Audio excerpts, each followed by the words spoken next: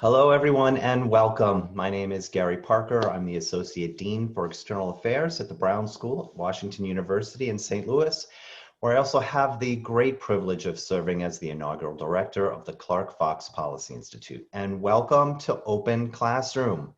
This is a series that we've launched, I think, almost about 6 months ago now, where we are opening the virtual doors to the Brown School and inviting you to come in and hear from some of our amazing faculty, our students, alums, and others who are going to share with you a little insight, a little knowledge, a little expertise on all kinds of different topics. I want to share with you just a few of our upcoming events, because I think some of this programming is really outstanding. I hope you will come back on October 1st. We'll be looking at no longer unprecedented times, setting the precedent for girls' wellness and self-esteem during a pandemic.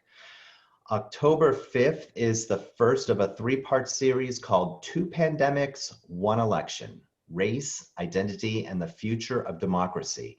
And that will be looking at how a candidate's race, in particular the vice presidential nominee for the Democratic ticket, and others, plays into the ever-changing demographic of the electorate. And that will be a really kind of compelling conversation.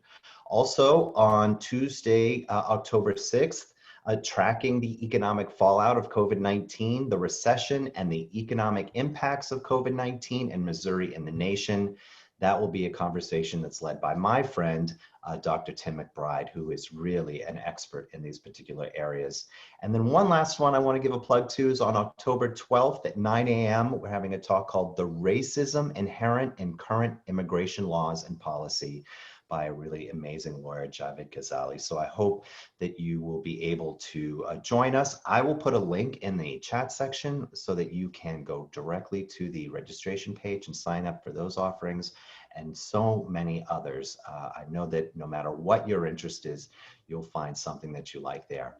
Before I hand it over to my co-hosts, I just want to remind you that although your cameras and your microphones are disabled for today's presentation, we do want to hear from you. So please send us your thoughts, your comments in the chat section, and Janet and I will relay them to our speaker. Also, if you have references that you think would be interesting or resources that you think might be helpful, please put those in the chat section as well. If you'd like them to go to everyone who's attending here, as well as the panelists, you just click that option right above the chat box that says all panelists and attendees, and then everyone that is here will be able to see your comments in those resources. So without further ado, I'm going to hand this over to my co-host, Janet Gillow, who is the Director of Professional Development at the Brown School and an all-around superstar. Janet, it's good to see you. Good to see you, Gary, and no pressure there. Thank you. Welcome, everybody. And I just want to emphasize what Gary said about all the very cool programming we have coming up. Literally just yesterday, we added 8 things to the lineup. So if you've been on the website, I promise there's something new since the last time you were there, and definitely encourage you to check that out. But today, we have a wonderful program coming up, and I'm excited. This is one of my dear friends speaking to us. Tell you just a little bit about her before turning the microphone over. So Sarah Buek is a 2005 alum of our MSW program. She's had a very interesting career in the not-for-profit sector. She's worked as a family therapist. She is a clinical social worker. She's been a program manager, a quality improvement manager, a grant maker, and a capacity builder. And then in 2016, she founded a consultancy firm called the IllumiLab, where she is extending that expertise to work with folks from all kinds of agencies. She's an adjunct instructor in our MSW program, and she teaches a range of courses on performance management and continuous quality improvement, evaluation of programs and services, project management, basically wherever bringing data and quality improvement to managing organizations and programs meet. That's where you'll find Sarah Buek, and here to share thoughts with us today about the opportunities that the current environment holds. Please welcome my friend Sarah. Hi, everybody. Thanks for having me. So we're going to talk about finding opportunities in the current crisis. And I'm sharing some experiences that I've heard from client organizations of mine and kind of aha moments and insights that their experiences have sparked. A little more about me. As Janet said, my career has had an interesting evolution. And I think the thing that all of my experience has in common is that my work, I'm gravitating towards asking and answering questions in service of learning and improvement. And so evaluative thinking is at the core of every position I've held and every project I've supported. And so the focus and the mission of the IllumiLab is to enhance the focus, quality, and impact of nonprofits' efforts by building capacities essential to learning and improvement. And so we work in the areas of evaluation, performance management, strategic planning, databases, data management, all in service of learning and improvement. And so that's the lens that I bring to today's conversation. And so we're all familiar with quotes like these, but they've really come to life for me in the past couple of months as I've heard from lots of nonprofit organizations that this crisis has provided them with the opportunities to critically reflect on their purpose and their strategies and their approaches. And COVID has forced organizations to take stock and redesign what might have otherwise become stale or rigid. And so it's created this opportunity and space and a necessity for creativity, innovation, and flexibility, which I find pretty inspiring. I think we all need to look for silver linings in this crisis. For me personally, the fact that I'm wearing fuzzy slippers and sweatpants right now is a silver lining. And I think there's silver linings for our organizations as well. So at the beginning of this crisis, I wrote 2 blog posts that were the inspiration for today's conversation. The first was based on this realization that this crisis has created the opportunity for us to reflect on our organization's overarching strategies and to make intentional adjustments while maintaining alignment and staying true to who we are.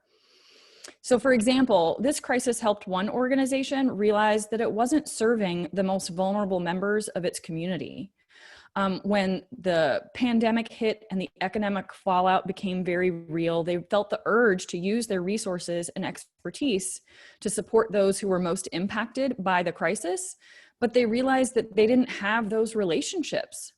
They weren't known in those communities because they hadn't been the target audience. And so it caused them to really reconsider who they were serving and how. And another organization had been planning a rather significant strategic shift for a long time and was meeting some resistance among their staff and their volunteers and their board. But when the pandemic hit, they were forced to drastically change how they do what they do. And no one questioned the need for that change. And so it loosened the soil. It forced everyone to be more flexible in their thinking, and it primed their team for the changes that were to come. And then the other theme was that the public health guidance impacting our traditional ways of delivering services and working and communicating with our teammates has made it necessary for us to redesign the way we work, the processes by which we execute our work. So for example, I heard from one organization that when their staff all started working from home, they realized how much they had been depending on informal and unstructured, spontaneous, and rather inefficient ways of communicating and making decisions. And so now that they were all geographically scattered, working from homes and at different times, they became even more confused about who was responsible for what and how decisions were getting made. And so this crisis forced them to get clearer and more intentional about articulating roles and responsibilities and processes for their work. So today we'll talk about these 2 opportunities, both the big picture of what this crisis means for our organization's strategies, and then also for our day-to-day work. And I think in both cases, organizations have opportunities to learn and improve with intention. So while the title of this session refers specifically to continuous quality improvement, that's actually only one of the disciplines from which the IllumiLab draws our inspiration and our tools. So we're also going to pull today from strategic thinking, process management, and concepts from program design and evaluation. The thing that they all have in common is that evaluative thinking, asking and answering questions in service of learning and improvement. So in unpredictable times like these, I had to use the word unpredictable because if I hear the word unprecedented one more time, these unprecedented times. But in unpredictable times like these, there's often a sense of urgency and a compulsion to act. Unfortunately, that's led lots of organizations to deprioritize reflection and planning during this crisis in favor of service delivery and execution. And I understand this impulse, particularly in social service delivery. We are very mission-minded people. We are doers, we are fixers, we are helpers and servers. So we like to take action and to find solutions. But if we operate in this really urgent reactive way for an extended period of time, it's likely that we will end up wasting a lot of time and energy and burning out our staff and potentially diminishing our impact as well. So if we do this for too long, we risk becoming disjointed and misaligned. So when the dust settles, which perhaps I guess the dust is settling, or we've at least embraced the unpredictability, we need to take a step back and see the whole big picture and make sure that our organizations and our processes are evolving with intention. So what is alignment and why does it matter? So some of you might be familiar with the Baldrige Performance Excellence Program or the Baldrige Competition, or here in Missouri and Kansas, it's the Midwest Excellence Institute. So this program considers alignment a key indicator of organizational effectiveness and quality. And this is how they define it, as being the consistency of plans, processes, information, resource decisions, actions, results, and analyses, all to support key organization-wide goals. So just making sure that all of your team and all of your efforts are rowing in the same direction in support of the same desired result. So in home remodeling, we find this concept of subtraction by addition. It refers to the ways that a home's value can actually be diminished by poorly planned or designed additions. And I think the same can be true of our organization's strategies and programs. So if we continually and frequently tweak, adjust, add, break, and put back together our efforts and our programs and our processes, we can end up looking pretty crazy. So for example, in this first photo, someone's added an addition to this home that we might call mismatched. And so we make additions that don't match or they don't fit well. And so what we end up with looks nothing like our original intent. I used to joke that I've seen some executive directors that would have their teams weaving baskets by the end of the week if they could get a $10,000 grant for it. I think the same can be true when we're trying to be responsive and reactive, and we can end up getting outside of our lane. Another thing we see is we repurpose. In the nonprofit sector, we are resourceful and we are creative. And in this picture, someone has repurposed a full-size panel van to make it an addition to a home. They've buried it into the ground and connected it to the home. So this is resourceful and creative, but we have to ask ourselves if that's sufficient. Is that going to meet the need long term? And then I think the other thing that we see is we tack things on. In this case, it looks like they've added 2 rooms to the back of the house and they match and they add value, but they're not integrated. And so it creates inefficiencies. In this case, they've got 3 external walls and they're probably seeping a lot of heat and air conditioning. But the same can be true of our programs. We just tack things on and they aren't fully integrated into our database or our staffing structure or our communication tools. So we just need to be mindful about how we evolve and how we respond to changing circumstances. So the IllumiLab often uses this framework to illustrate the aspects of an organization's strategy, how they relate to one another, and the tools and information that can help ensure alignment. So each organization should have articulated somewhere its why, what, how, and who. And there's a lot of variation in the format and specificity of mission statements and vision statements. So which elements of your strategy are articulated in those might be different than what I've depicted here, but hopefully your organization has articulated and aligned each of these 4 elements. So every organization has a why. Why do you do the work that you do, and what change or result do you seek? And oftentimes you'll see this in a vision statement. Some are more aspirational than others, but it should say something about why you're in business and why you exist. Each organization should also have a what. What do you do to contribute to or achieve that change or result? And oftentimes this shows up in a mission statement, which broadly describes strategies or efforts. Your how is the more specific information that backs up your what. This is often your model or your services. So what business model, service delivery models, and what processes guide you in carrying out that mission so that you can contribute to that vision. And then lastly, we all have a who. Who do we serve? Our target audience. In our sector, I think it's important to point out that we have multiple groups to which we're accountable. We have our customers, which in our lingo is often our funders. These are the people who purchase or pay for or support our services and our work. And then we have the clients who participate in those services. And then we have the beneficiaries who we might not directly serve, but the broader families and communities, societies, and populations that benefit from the work that we do. And then we have all these arrows connecting them that ensure our alignment. So the top three bubbles in this diagram, our why, our what, and our how, should be aligned through your theory of change. And we'll talk more about that a little bit later. And your how should reflect your customers' needs, how they want to access the services, what is acceptable and accessible to them. And your who should be big enough, broad enough, specific enough, aligned enough to help you achieve your what. So we use this framework a lot when we're doing strategic planning work or helping organizations make decisions. So we're going to piece through this in a second.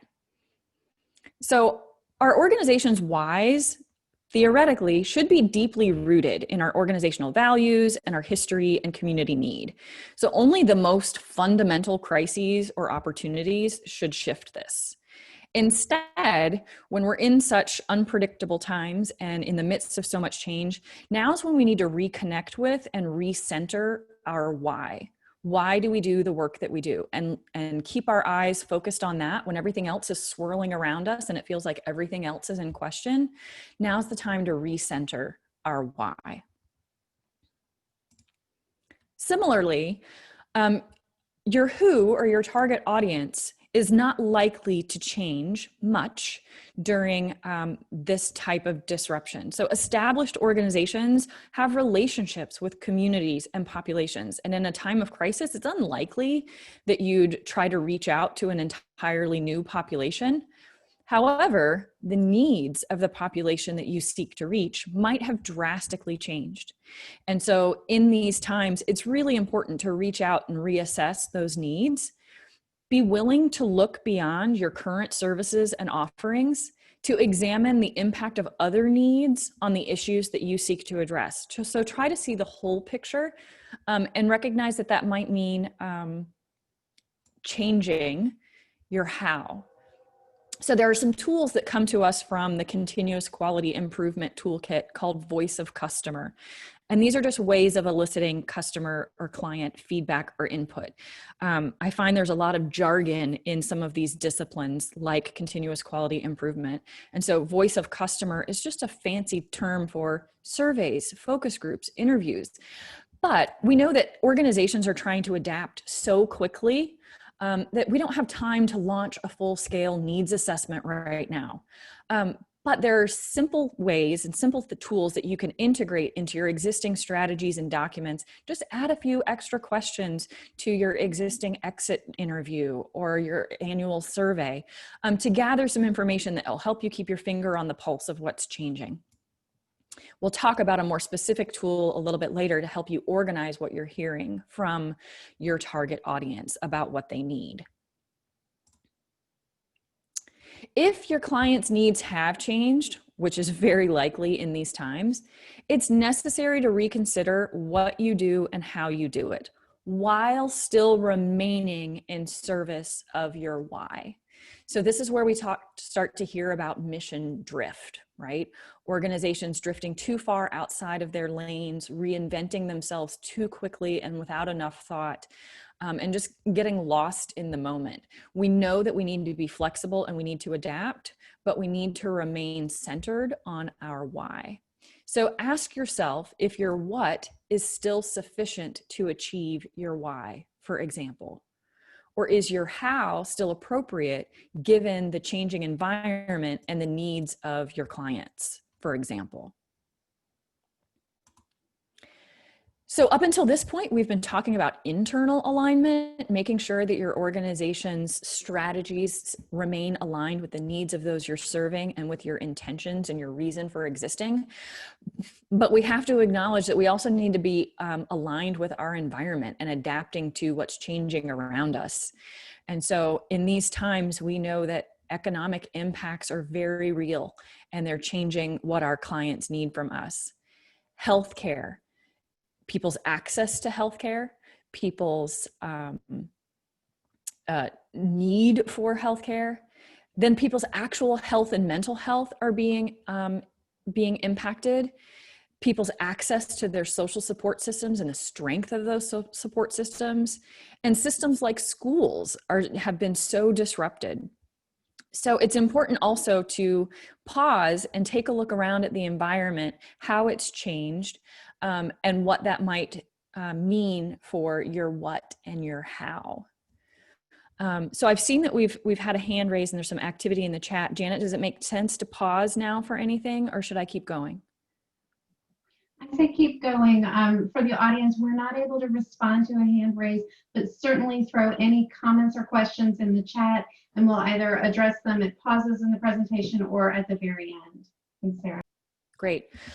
Which I should have said in the beginning, I think I've managed my content and my timing here, so we'll have at least 20 minutes, I hope, at the end of the presentation for Q&A and discussion. So I'm going to try to stick to that. So after you've taken the pulse of your organization and looked at each of these 4 elements and how well they're aligned with each other and with the environment around you, you might be able to identify some strategic opportunities and threats. Might lead you to reconsider, didn't mean to do that, might lead you to reconsider what your organization wants to do or could be doing or should be doing. And so these are just some sentence starters that I think help organizations brainstorm opportunities and threats and frame all of the questions that are swirling around in managers and leaders' heads all day long. This just helps you surface and articulate those. Similarly, such a reflection might prompt your leadership to ask some strategic questions that should be answered to the extent possible with some data about those that you serve, data about the changing conditions, or about your organization's capacity or stakeholder input. And so as you understand your customers' needs and what's changing in the world around you, you might start asking, should we do this? Could we do that? Do we have the capacity to do this? What does this group need from us? What does that group need from us? And so you can identify lots of questions and then prioritize them according to which, if answered, would provide the most clarity and direction for your organization. In addition to examining those elements of your strategy, now might also be a great time to revisit your theory of change or to create one if you haven't before. So this is a tool that comes from the fields of evaluation and performance management.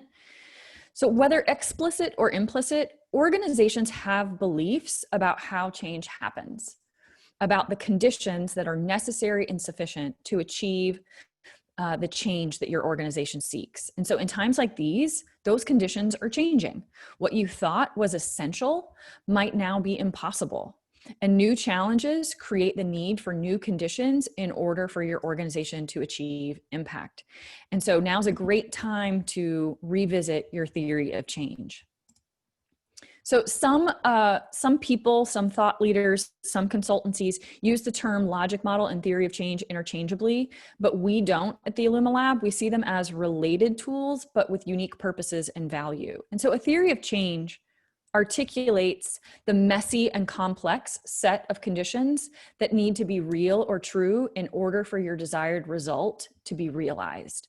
These conditions might be out of your control or separate from your programming.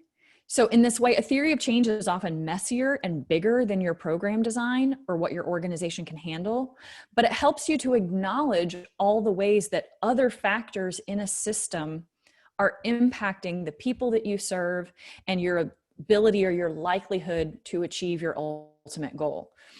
So it's a way of bringing the external environment into your thinking and impacting your program design, revision, and improvement. So when entire service and support systems are changing and everything about your clients' lives is impacted, it's likely that the path to success has also changed. So now's a good time to take a step back, see the big picture, and reflect on how these new conditions might have created new paths or perhaps obstructed other paths to success. So those are some ways to think about the big picture of your organization's strategy and identity and how to ask questions in service of learning and improvement to make sure that your organization is evolving and responding to changes in this crisis in new and effective ways.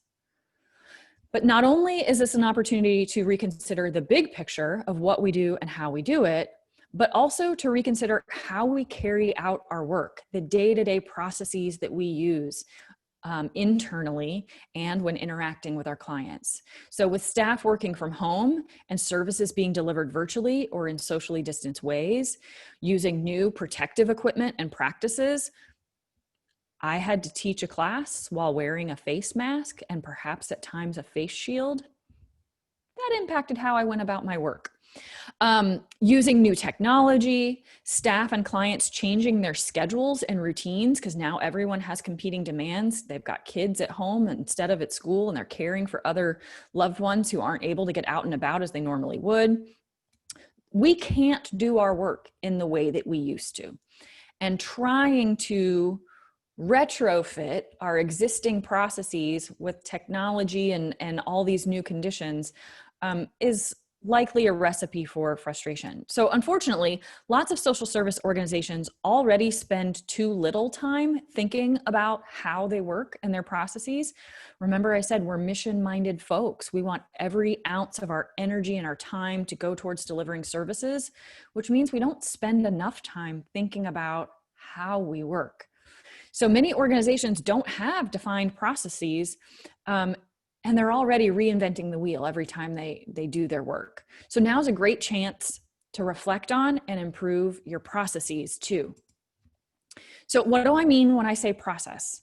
It's a collection of interrelated or linked tasks which find their end in the delivery of a service or a product. Now I know the terms service and product don't translate.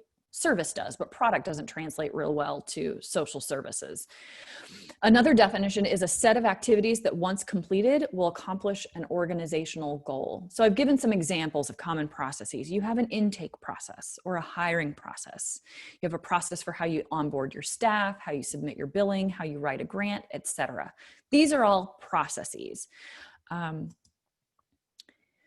Whether your organization had consistent documented processes or was flying by the seat of its pants every day, now is a chance to pause and be intentional about how you do your most important work.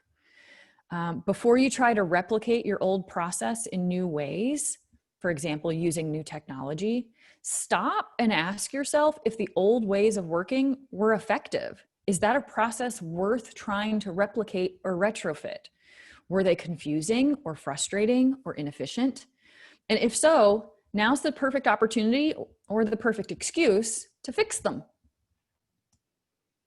So spend some time understanding your team's needs. And I've got a tool I'll share with you in a second for how to do that. What do people want from the process? Where are the pain points? In the example I gave earlier, one organization I was working with didn't fully realize how unclear their roles and responsibilities were until they were all working from home. They couldn't just pop their heads into each other's offices anymore and confer with one another on every decision throughout the course of a day. And they were all trying to work a little more independently from home. And they suddenly realized this doesn't work. Not only does it not work when we're working remotely, but it just wasn't working that well to begin with. Wow, wouldn't it be great if we were clearer on who was responsible for what and who needed to know what? And so now they're using a responsibility matrix or a responsibility chart, which is another tool from quality improvement, to help them sort out who's responsible for what, who needs to be informed, who needs to make the decision, who needs to be consulted. So spend some time understanding your team's needs about what's working and what's not working and what their pain points are. What do they want the new process to feel like? What do they want to get out of it? And you can do the same thing with your clients as well. Many of us have had to redesign our services in light of transitions to virtual service delivery and new technology. And your clients' needs and priorities might have changed, not just for the services that they're seeking, but their relationship with you as a service provider, or their access to technology. So understand what people need from your processes, and then design new processes that fulfill your why and serve your who without just trying to replicate your old how. So the IllumiLab uses a multidisciplinary approach, as I mentioned, and it pulls tools from several toolkits and tailors them to the unique needs and circumstances of nonprofits.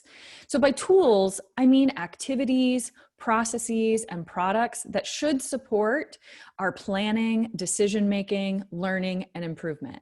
So this includes things like the format of your meetings, or your strategic plans, your various communication tools and technology, or even your performance management database. They should all serve you. You shouldn't serve them. I can't tell you how many times it looks like the tail is wagging the dog and nonprofits are just slaves to their databases, or they're using, a strategic plan template that doesn't tell them what they want to know or help them make the decisions they need to make, but they're just serving the tool. So one toolkit that I think is particularly helpful is continuous quality improvement.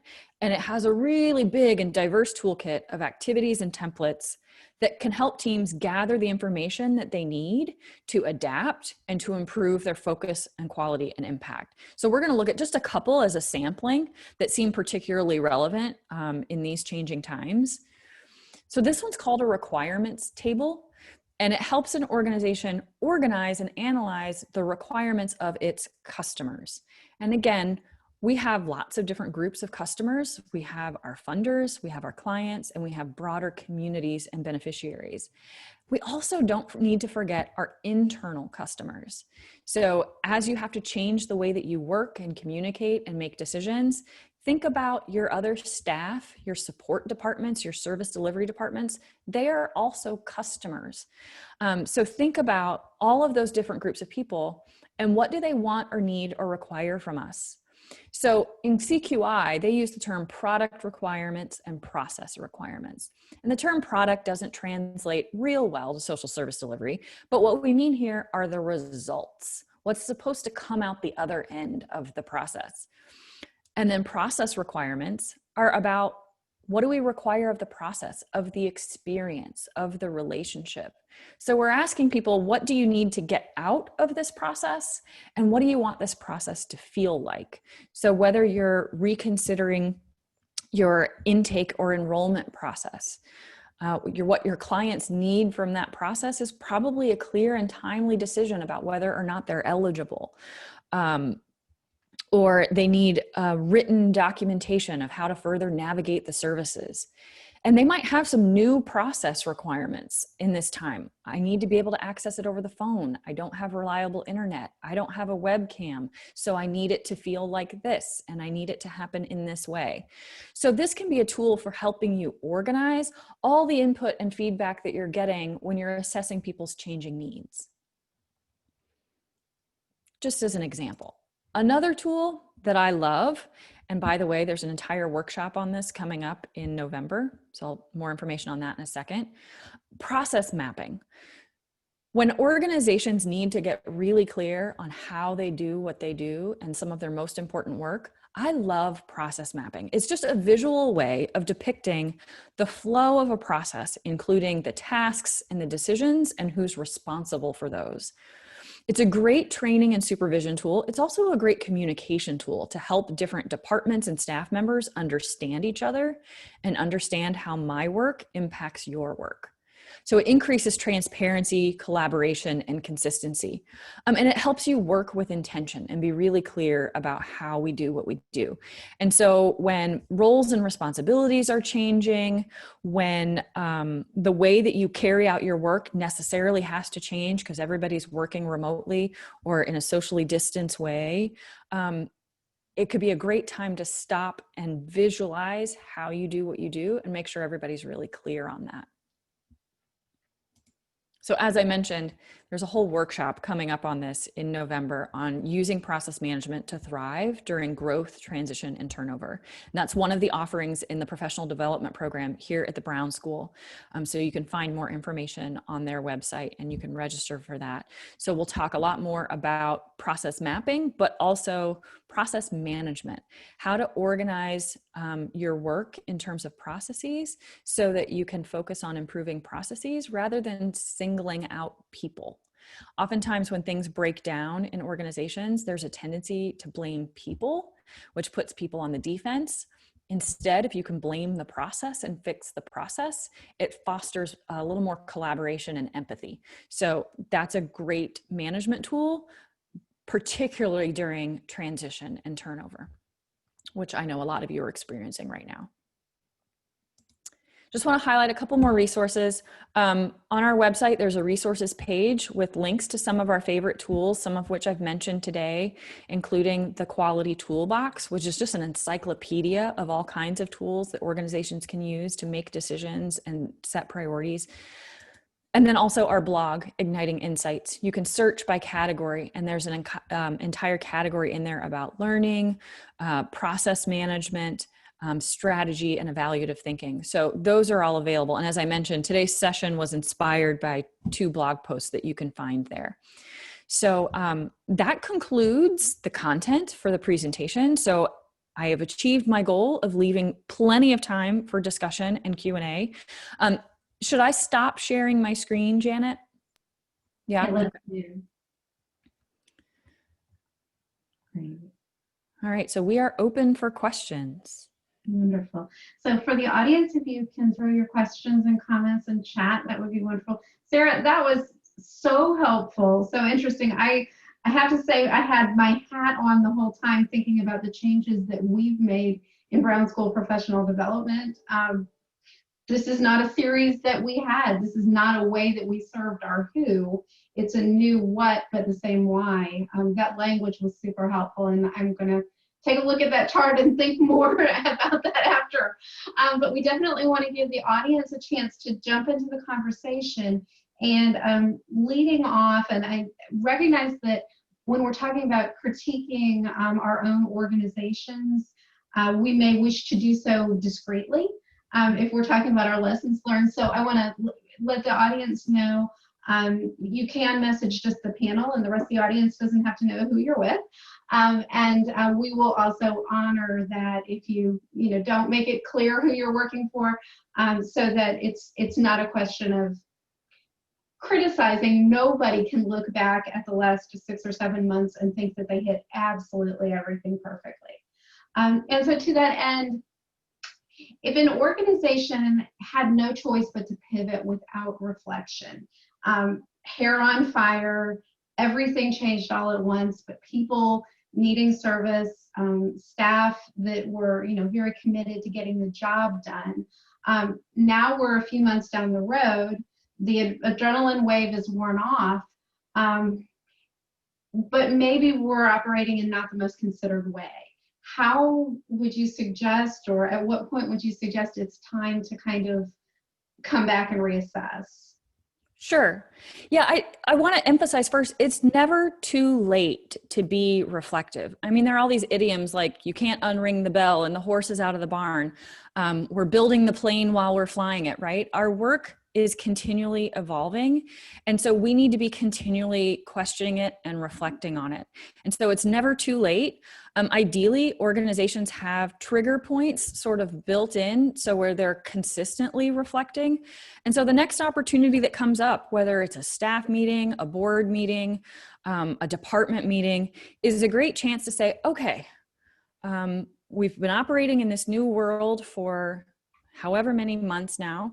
Let's reflect on what adaptations have we made? What did we change about our what? What did we change about our how? What indication do we have that those things are working, that they're meeting the need, right? So just take stock of what you've done and where you are now. And it's never too late to ask these questions. And I think, Janet, I think one of the things that I share in common with you is I just like the intuitiveness of just talking about why, what, how, and who. I think we can get really tangled up in our heads with really complicated questions and all these terms, quite frankly, that consultants have come up with in order to make themselves seem super necessary and to justify our existence. But it doesn't have to be any more complicated than saying, what did we change? And what indication do we have as to whether or not that's still needed? What's changing now? It's never too late, is my short answer. Perfect. And so if there was an organization that did not have the clearest processes to start with, if the sort of alignment of logic model and theory of change was not as known and explicit, and they were working hard but kind of making it up as they were going along, and then everything changed, and now people are working remotely, so it's perhaps more challenging than ever. How would you suggest that they might start being a little bit more intentional? Yeah, so it can feel really overwhelming anytime an organization decides that they want to start managing their processes or designing their processes with intention, because there's not a clear starting point. And then we get into analysis paralysis, right? Like, I don't know where to start, so we just don't. We're just much more comfortable reacting. We're just more comfortable doing, and so we would rather do that.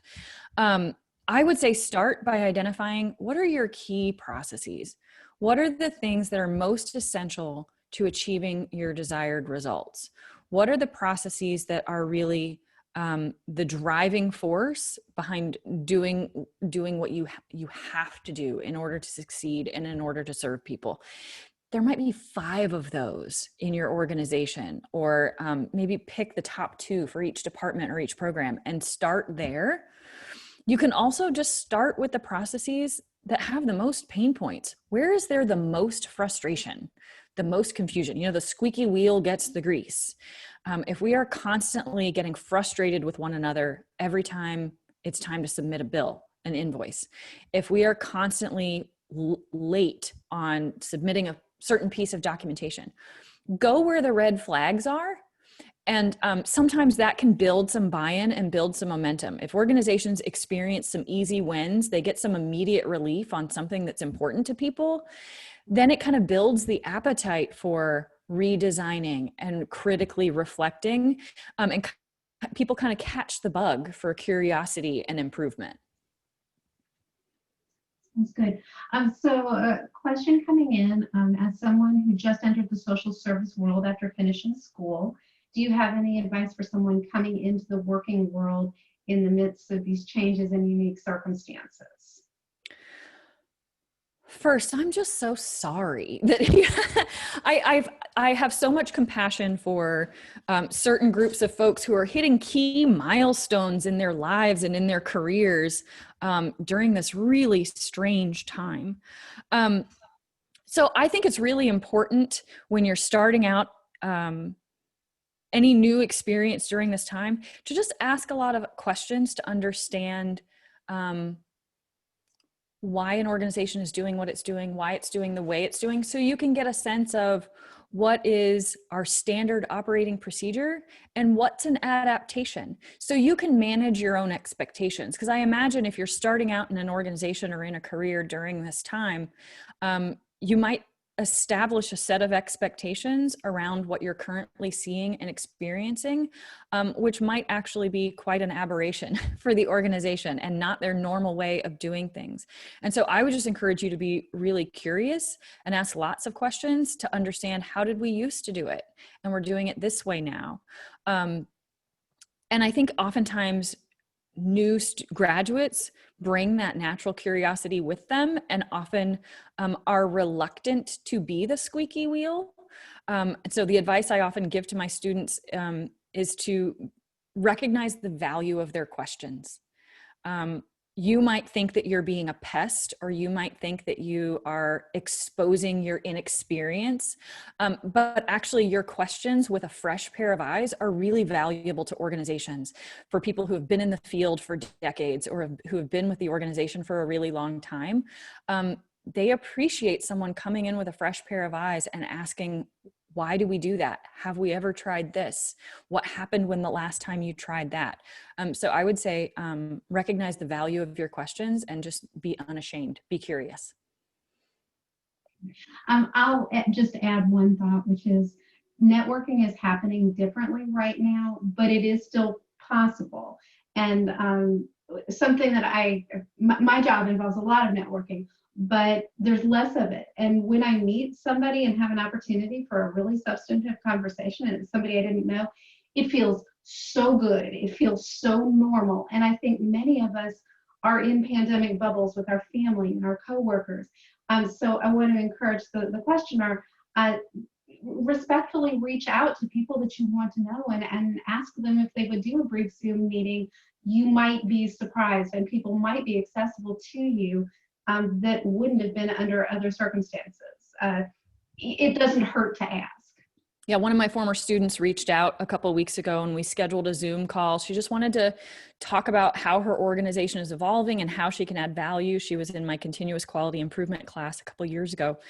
And it was so good for me to see a different face and have a different kind of conversation. So I think your tip about networking is an important one. This is a question that actually strikes a little close to home for the Brown School, but I promise we're not asking about the Brown School, because we were in the process of a major strategic planning process, and we still need a strategic plan, but we were having the day-long retreats and the work groups. But the question is, if an organization had or was in process of a really detailed and thoughtful strategic planning, and then oh my goodness, like from day to day, the world changed. And now, we're projecting more out months. But what kind of strategic planning are you recommending to your clients? What's working well in not unprecedented times, but uncertain times? Yeah. I follow a lot of thought leaders in our sector on LinkedIn, and there's been a lot of talk about scenario planning and things like that. For example, asking nonprofits to identify particular what-if situations and develop really high-level, broad plans. So if this happens, we anticipate we'll do this. And if this happens, we'll do that. Mario Marino and the Leap of Reason Ambassadors community just came out with a toolkit called the Big Reset, in which they emphasize the same point I am, that we still need to reflect. We still need to gather data and improve. We still need to plan, but they're recommending that organizations plan for 12 to 18 months rather than 3 to 5 years as we typically would. And so if nothing else, I would say it's still important to do the reflection and the data gathering that you would do as part of a planning process, but just know that you kind of need to hold your plans with an open hand, knowing that all of our plans went out the window in 2020. But I think it's important that organizations think through different scenarios, think through what might be possible, just so you, as the situation evolves, you're prepared. You've given it some thought, you've given it some consideration. And so I would say, if nothing else, articulate the values and the criteria that should inform your decision-making, even if you can't articulate what all the possibilities and options are and make a decision in advance. So along the same lines, David LaPiana, in his nonprofit strategy revolution, talks about creating a strategy screen. So instead of a nonprofit creating a 3 or 5 year strategic plan that's just a really long to-do list that becomes, in my opinion, obsolete after 6 months because the world changes. Instead, he encourages organizations to identify those big strategic questions and then the values that you would use to make decisions and evaluate opportunities and options. So that can be another way. It's a decision-making tool that doesn't lock you into certain decisions and commitments so far in advance. Sounds great. Yeah, lots of great Brown School connections to Mario Marino's group. And the Leap of Reason Big Reset Kit is super impressive. We have it posted on our website already. Alums had tipped us off. So I threw that into the chat for anyone who's grappling with some of these issues. Sarah, is there anything that you'd like to share about the funding landscape currently? There is COVID-specific dollars available. I loved your comment earlier about the irony of chasing the dollars and having qualified staff basket weaving to chase the money. But what are you seeing in the funding landscape, and any watchwords for staying on mission? Yeah. You know, I've been really impressed with funders, particularly, you know, those here in our region that I'm familiar with, who have recognized how dramatically and in how many different ways organizations are impacted by this, and the amount of grace and flexibility that they've extended to organizations that they have relationships with and whom they trust. And they've made it clear that they are committed to supporting the health and survivability of these organizations. So I have found that to be most encouraging. I also have seen a lot of buzz about not being afraid to fundraise in this time. I think a lot of organizations have been hesitant to make the ask, knowing that so many people have been financially impacted by this time. But then I have seen other segments of our sector that have experienced a flood of new individual support as the public becomes aware of inequities and becomes aware of disproportionate impact. And so I would say, don't take anything off the table. Don't assume that you're going to be held to pre-COVID expectations and requirements. Have more conversations with funders about the needs that you're seeing as they're changing and about the way that this is impacting your service delivery. And I think you'll find that many funders are going to be more understanding and more flexible than you might at first think. So it sounds like you're saying communication is key, Yeah. both with your funders and with your donors, that there's an opportunity to build your case there. And I'd also point out a couple of my clients most recently have actually been able to fund our work with resources they received through some of the CARES Act. And so I think while a lot of organizations think that this pandemic and the economic fallout can only negatively impact their budget for the year, I think there are additional resources that are available to help organizations adapt. I think I've got 3 or 4 organizations I'm working with right now who've had a new infusion of resources specifically to help them adapt. So I know that those funds are available. They exist. Fair enough. How has consultancy changed during this time? Are there services that you can't provide that you used to, or how are you adapting? Yeah, I think in the beginning, when no one knew what to expect, a lot of organizations were tightening their belts. And I think a lot of consultancy services are seen as nice to haves, right? We are capacity builders. And as I said in the beginning, I think when organizations are uncertain, they tend to narrow their focus onto service delivery, rightfully so, to the exclusion of focusing on their own infrastructure and organizational effectiveness. That has come back around, I think, as people have accepted our new normal and organizations are recognizing that they have to invest in themselves in order to remain agile and relevant and effective. So that's one change that I've seen. In terms of how I actually do my work, now I have to do it all virtually. And I've had to get creative with a number of online tools for collaboration, because I'm used to having a wall full of flip charts and post-it notes, and we're moving around and we're using colored markers, and there's only so much you can do with a Zoom whiteboard.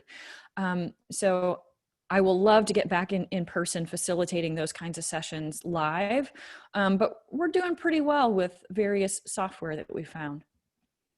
And actually, I'm going to just go ahead and ask you the follow-on.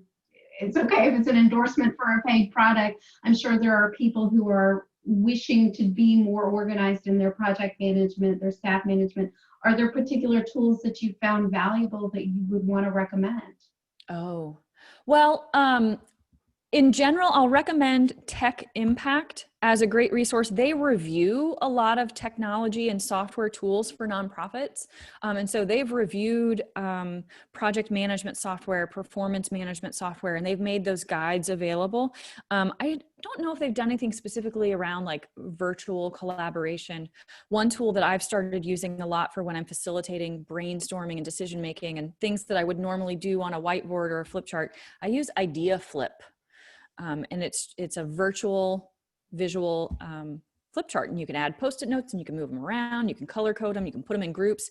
If you like to do multi-voting where people get to put stickers next to ideas they like, you can do that too. So that's as close as I've come to replicating what I like to do in person. Very cool.